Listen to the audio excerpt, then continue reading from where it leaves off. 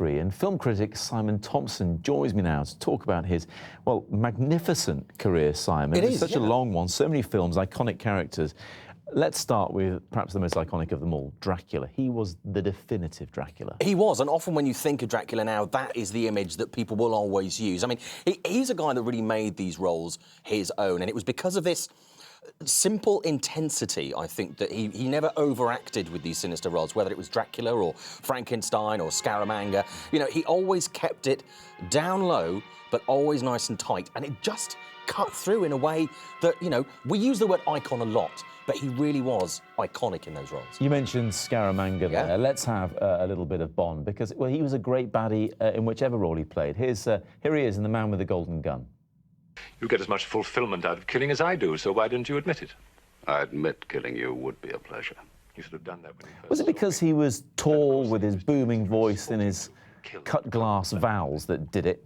I think it was, yeah. I mean, he was 6'5". I mean, he was a gentle giant, and I think that helped with this intensity. He never had to bring too much to any of these roles. But, you know, again, Scaramanga, one of the best Bond villains. And why? Because he played it with this simple intensity, and it just worked. And it also, you know, for Roger Moore always said that he loved working with Christopher Lee. Everybody loved those films. But I think, you know, aside from that, you've got the classics like The Wicker Man as well. Well, yes, exactly. I mean, he didn't always play the typical baddie, because in The Wicker Man, he was, well, you know, putting it kindly, a bit of a nut job.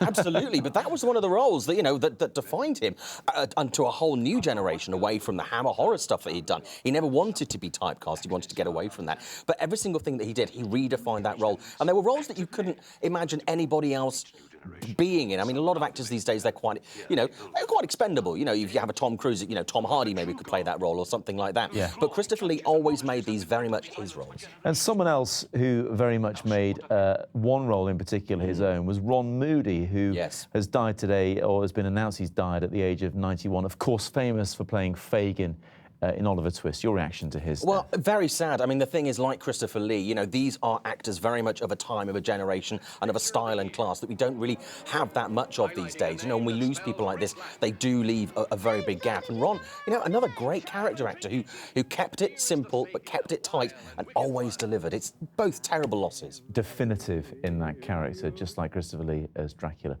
Simon, thanks very much indeed for remembering both acting greats.